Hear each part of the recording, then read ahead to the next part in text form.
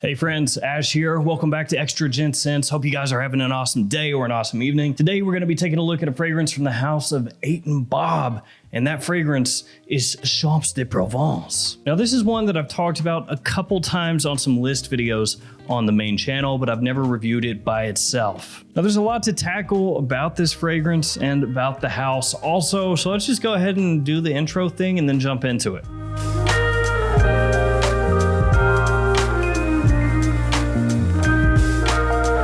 So this one you don't find discounted all that often. Sometimes you can find Bob fragrances at places like FRAGNET or FRAGBUY or Joma Shop, but not super duper often. They do have it at twistedlily.com. That's at full retail. If you shop there, use the code GENTS10, you'll save yourself 10% off the entire website. So technically you can get it for 90%. Yay. Retail for it is gonna be $195 for this size bottle, 100 mils. And Bob is kind of an interesting niche house because the big reason that people started to pay attention to them, started to buy their fragrances and talk about them in the first place, or at least one of the big reasons, I'd say the biggest though, is the whole backstory to the house. So the whole story, just very simplified, if you want to go look it up and read more about it, feel free, but the whole story is that Bob, the original, is the fragrance that JFK wore. As the story goes, JFK came upon this fragrance.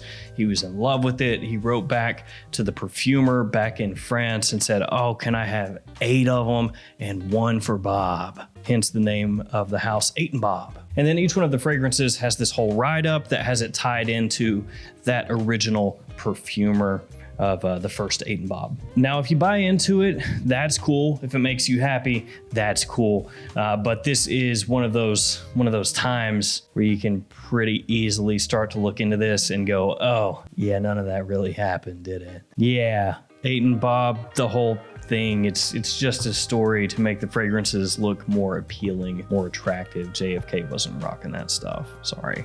But it does a good job at, I guess, putting out this whole mystique of the house, of the fragrance, making it seem very cool, because then you can go around and be like, oh yeah, peasant, I'm wearing Bob. Do you know what that is? Of course you don't. Let me fill you in. That's the fragrance that JFK wore. Yeah. Remember him? But it's all marketing fluff. I'm sure there's gonna be some people who are like, no, you don't know that. You don't know that. That's not true. But if you look into it, you'll see, unfortunately, it is true. And if you look it up, there's even like disclaimers from Bob at this point that says that the story that they used was passed down by mouth over the years, and that some parts of it are made up and stuff like that. Let me see if I can find the exact quote real quick. I know this is taking a long time, but it is something you need to dig into when you're talking about these niche houses and they come up with this big story to sell you on everything, and then you go, oh wait, it's all BS. The story of Bob is based on a family story transmitted verbally over time. For its final narration, fictionalized facts and characters were introduced. Yeah, that doesn't sound very good, does it? The whole thing's whatever though. If you want to buy into it, more power to you. Do I think it's real? Absolutely not. It's kind of like the whole Creed backstory where you have this fictionalized account of how everything actually happened, and then as time goes on, more comes out and you go, oh, it was all BS. Cool. Enough of that.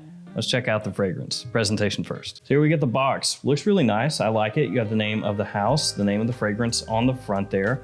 On the back, you have the ingredients and the size and concentration, and a little badge code next to the barcode there. When you open it up, you have a story on the inside of the top of the box, and then a little paper flap that goes over the bottle. And here we got the bottle. You have the name of the fragrance and the house right on the front there, a little sticker that's stuck onto the front of the bottle. Nice green coloration to it.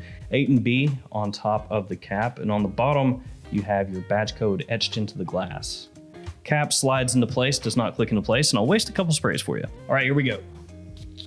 Not bad. So why review this one now? Well, mainly because I just reviewed a Cartier fragrance for this channel, and it's a very green fragrance, and I figured, well, I just reviewed a green designer fragrance, why not review a green niche fragrance? So here we go. So how does Champs de Provence smell, and is it worth dropping almost a couple $100 on? Well, the opening, I love. The opening smells really good. It has kind of a throwback feel to it, but not all the way in the past. So it's one of those fragrances that kind of has one foot in the past and one foot in the present. So you have bergamot and orange coming across very clearly in the opening, the citrus combination, and it has a vague resemblance to how citrus was done in the fragrances of yore, stuff like Dior Eau Sauvage, for example.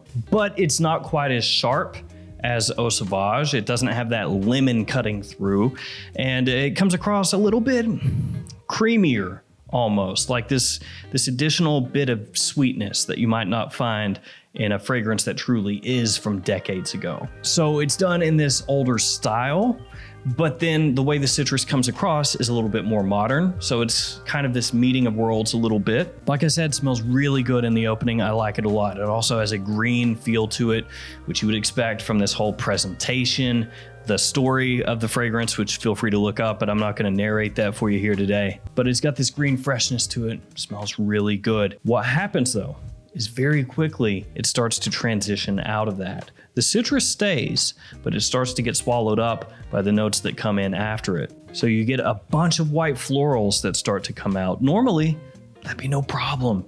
Neroli, orange blossom, whatever, doesn't matter. It often works extremely well with citrus because they have a citrus character to themselves, how they smell. So it gives you this nice added depth and nuance a lot of times to the citrus in the opening. But what happens is you get a lot of jasmine here.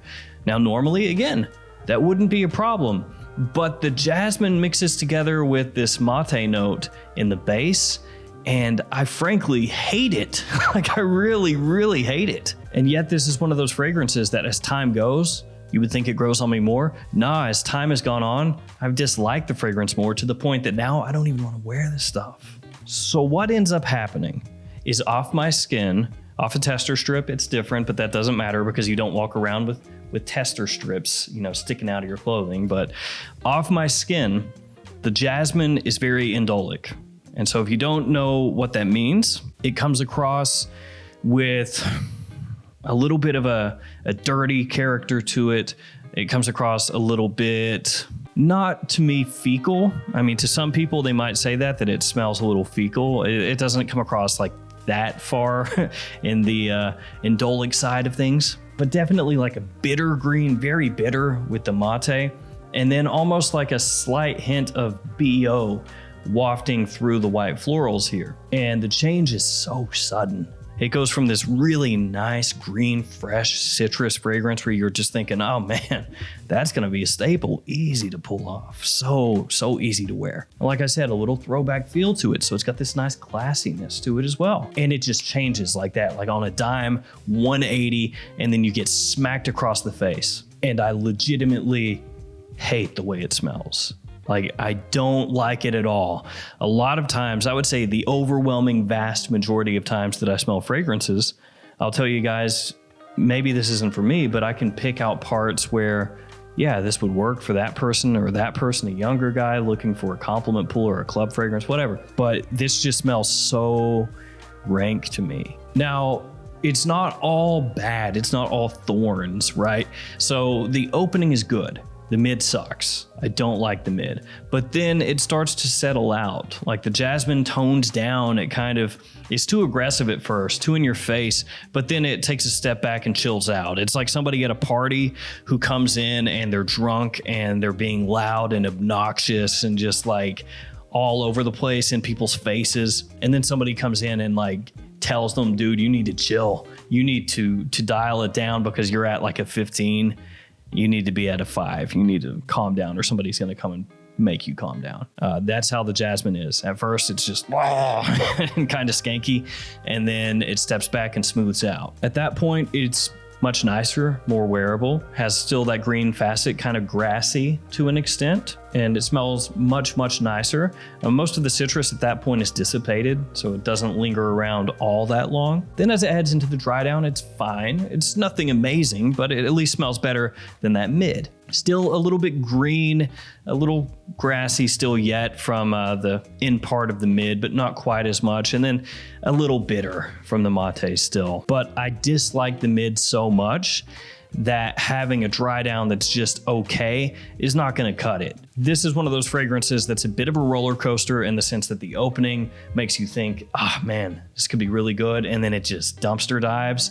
And then it pulls out of it a little bit, but not enough to save it. Now, I will tell you guys that depending on how you perceive the jasmine coming across in this as it enters in the fragrance, and you're not going to be able to miss it. You're going to pick it up for sure. When those white florals come in, again, particularly that jasmine, you're going to pick it up. It's just depending on how you perceive it. So if to you, it doesn't come across as funky as it does mixing together with the mate, to me, I really don't like that combination. But if it doesn't come across that bad to you, then this could still be a really solid spring summer fragrance for you.